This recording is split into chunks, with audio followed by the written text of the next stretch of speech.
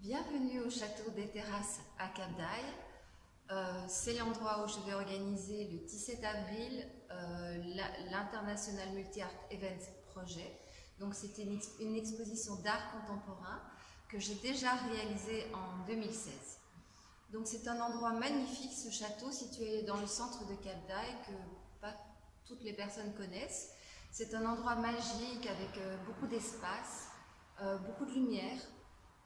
Les artistes généralement s'y sentent très bien parce qu'en fait il y a une très bonne énergie, une bonne ambiance, surtout le soir du vernissage, tout le monde peut se parler, se rencontrer. Cette année, contrairement à 2016, j'aurai les deux étages. Donc j'aurai l'étage où on se trouve et l'étage supérieur. Donc il y aura des artistes internationaux déjà bien cotés. Ce sera les États-Unis, l'Amérique du Nord, un peu partout en Europe.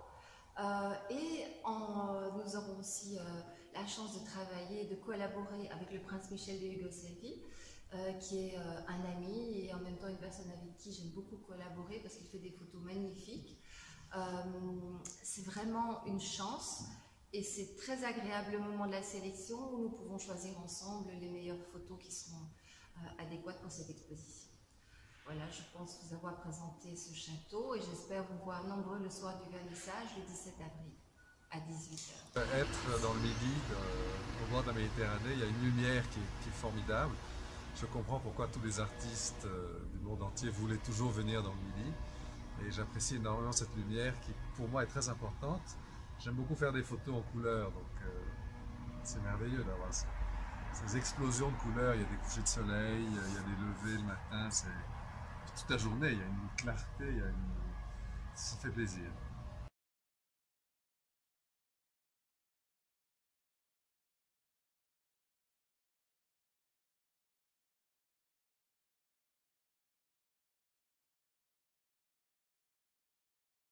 Effectivement, j'aime la lumière du matin, j'aime aussi la lumière du soir, et je trouve que c'est merveilleux ces moments où il n'y a pas beaucoup de monde, pas beaucoup de bruit, et juste moi et la lumière.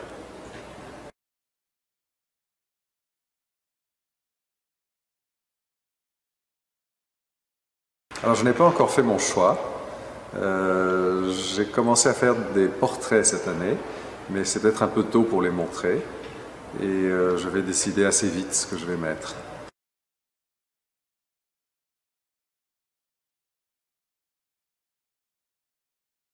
Le protocole veut que ce soit Votre Altesse Royale. La ville de Versailles où vous avez vécu vous a-t-elle impressionné ou influencé pour vos compositions photographiques, avec les visites des jardins par exemple? Absolument. J'allais depuis un très jeune âge dans le parc du château de Versailles et dans le château lui-même. Et je pense que ce qui m'a influencé, c'est la symétrie.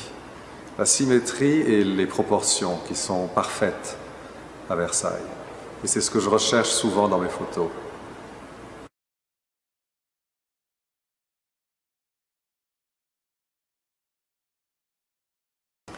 C'est une très bonne question. Ça ne fait qu'une quinzaine d'années que la famille a le droit de retourner à Belgrade. J'étais très excité la première fois où je suis allé pour voir un peu d'où venait ma famille, toute une partie de ma vie que je ne connaissais pas. Je ne maîtrise pas bien la langue, ça c'est un problème. Et puis j'ai beaucoup d'activités dans d'autres pays, c'est difficile d'en rajouter. Mais je vais toujours avec grand plaisir à Belgrade, j'ai fait beaucoup de photos là-bas. Et j'ai même fait 2 expositions sur Belgrade qui ont eu beaucoup de succès. Les invités à vos vernissages disent que vous êtes très talentueux, très artistique et au talent caché, avec ce travail très poétique que vous créez. Est-ce dû à la culture byzantine et yougoslave de vos origines? D'autres visiteurs que c'est de l'art plus simple, pas compliqué et que chaque photo est une histoire. Qu'en dites-vous? J'irais plutôt avec chaque histoire est une photo, ou plutôt le contraire. D'accord. Et j'essaye de faire les choses simples. Dans ma vie privée, j'essaye d'être simple. Et je pense que c'est beaucoup plus facile de vivre comme ça. Et ça doit refléter, par mes photos, je dois refléter ça.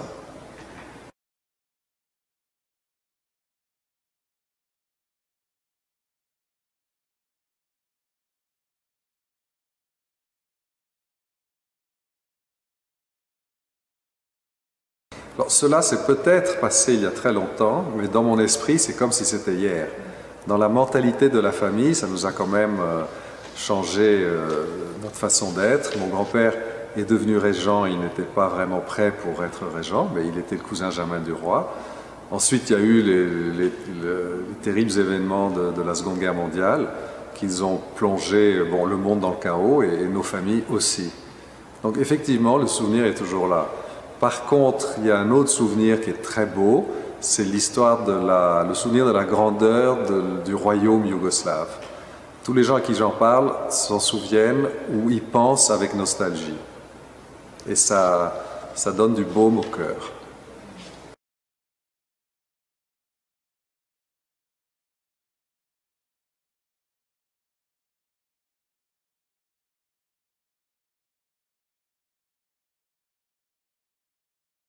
Alors plus, parce que ma tante a fait un procès à l'État, la sœur de mon père qui habite à Belgrade, Elisabeth. On a gagné ce procès pour réhabiliter l'image de la famille, ce qui a permis que le gouvernement a fait des funérailles de chef d'État pour mon grand-père. Le président, le Premier ministre se sont inclinés sur les dépouilles de mes grands-parents et ils ont dit que ce que Tito avait dit était faux et que la famille n'était pas traître à la patrie et au contraire.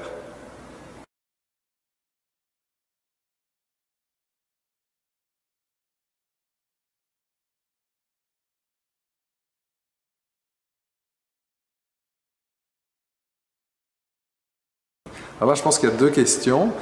S'il n'y avait pas eu tous ces drames, ma famille aurait été au pouvoir, mon oncle aurait été roi aujourd'hui. J'aurais sans doute eu des fonctions pour le pays, car j'aurais servi ma famille et mon pays. Maintenant, qui je voudrais être s'il n'y avait pas eu tout ça, j'aurais voulu être qui je suis maintenant. Je suis très content de la façon dont je vis, mes amis qui sont très importants pour moi, mes activités qui me plaisent, ma photographie.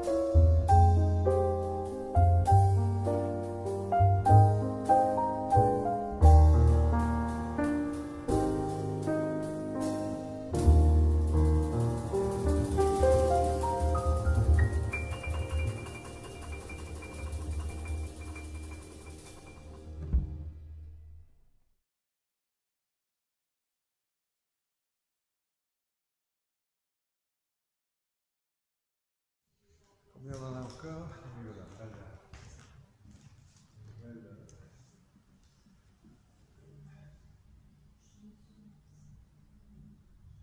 voilà.